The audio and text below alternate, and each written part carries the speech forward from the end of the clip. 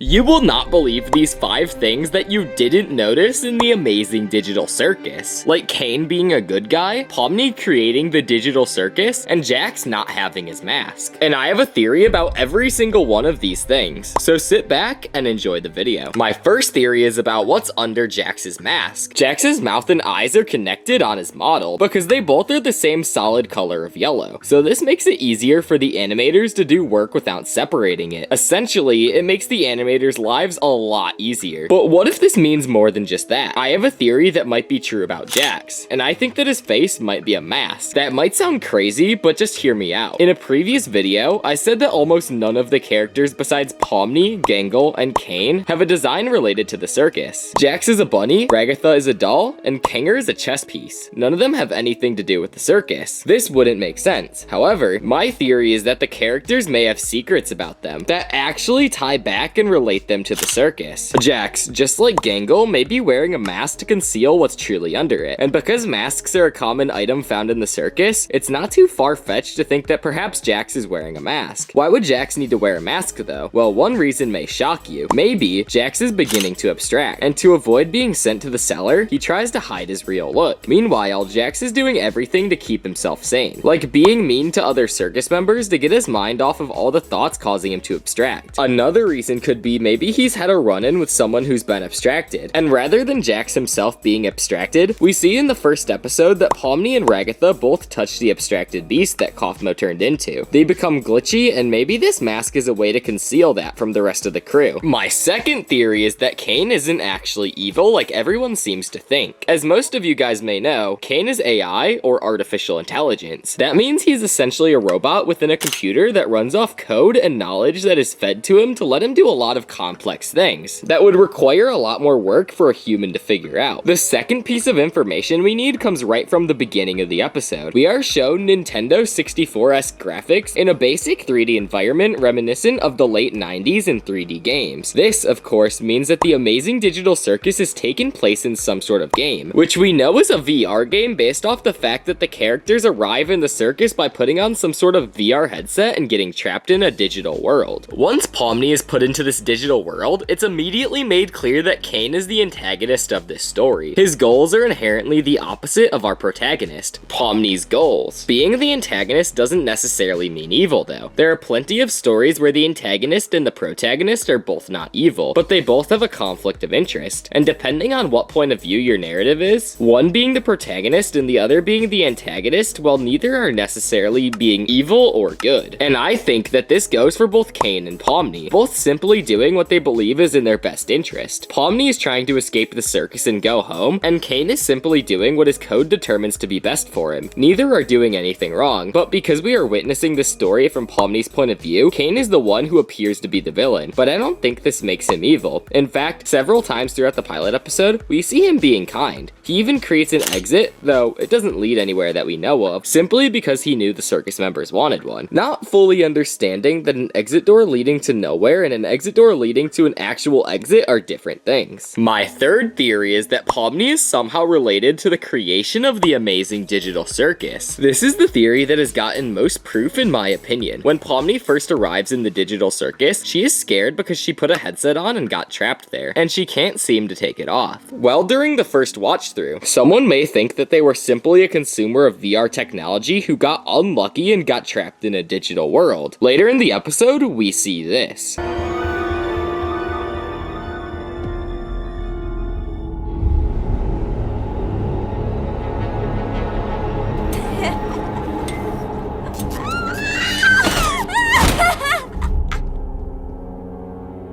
Pomni runs through several office rooms before stopping at a desk and going insane. The writers wouldn't just add this in on a random zoom out of a random desk, right? Well, I think that this desk actually belonged to Pomni. See, if you look on the left side of the table, you can see an old looking VR headset, which rests on the table beside the computer. Of course, since we don't know how Pomni got there, it doesn't take too long to put 2 and 2 together and realize that this is Pomni's desk, and she was working for the company currently known as CNA. While this evidence seems damning enough for Pomni, I think that there is even more clues that suggest that Pomni may be more to blame for this than we first thought. If we look at the end of the episode, we see it zoom out from several areas in the amazing digital circus before a final zoom out of the entire world, and onto a screen, the computer screen Pomni was looking at. While at first this seems like an obvious thing, this implies that a lot of people didn't seem too nice. If the digital circus zoomed out of Pomni's computer, this means that it is entirely hosted inside of Pomni's computer, meaning that somehow Pomni is higher up than we may think. My fourth theory is that Kinger can never abstract. We see several references to abstraction throughout the episode, and what it means for characters and how it happens to them. People theorize about one character or another, theorizing for a large variety of reasons, whether it might be Gangle, Jaxs, or even Ragatha. One that most of the fanbase is almost sure of though is Kinger. And I mean, look at him. This guy is crazy, right? Well, yes. But does he really seem abstract crazy to you? I don't think so. Let's go back to the scene where Pomni and Ragatha go to meet Kaufmo in the hall. And on several doors, we can see characters who are absent from the cast with red X's crossed off over their photo. One of these is a Black Queen chess piece, and immediately my mind is brought to Kinger, who is also a chess piece. I don't think this is a coincidence. This character's whose name has been confirmed by the show's creator to be Queenie, most likely had some sort of relationship with Kinger, whether it be friendship or romantic, most likely being romantic though. With Queenie's face being crossed off on her door, we can only assume the worst. She has been abstracted. Now, of course, Kinger would be devastated by this, and it's all but confirmed that this is actually the reason he acts so insane all the time. It seems pretty obvious then that Kinger would abstract then, right? Well, I still don't think so. As far as we know, Kinger is the only character to not only bring someone else into the digital circus with him, but possibly be the first person to lose a loved one in the circus. This, I believe, broke Kinger in a different way than Kaufmo or any of the other characters who abstracted, because his circumstance was so much different from everyone else's. So while it may be easy to write it off and say that he's simply crazy and will abstract soon,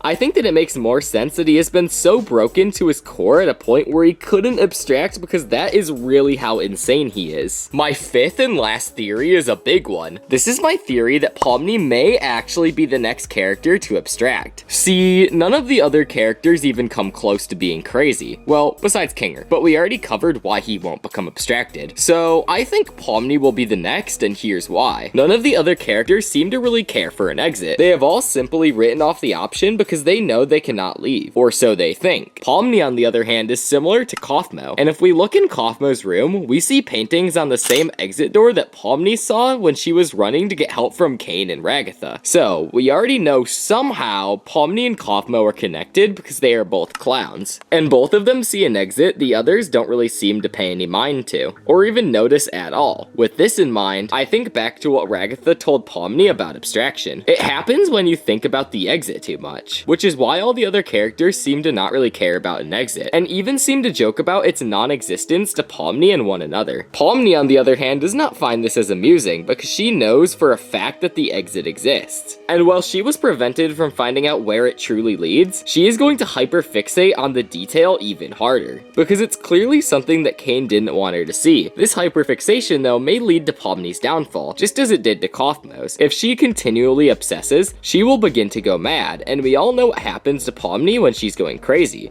She is going to abstract. Well, this doesn't make much sense from a marketing standpoint because Pomni is the main character of the show, and selling merch and getting viewers without the main character would be very difficult. We also know that every episode will be centered around a different character, so we may see the pilot shift away from Pomni to other characters, leaving her a simple support role, meaning it's perfectly fine if she abstracts. But hey, look at that, you made it to the end of the video. So because you enjoyed this video, I think you'll really enjoy this video on screen right here.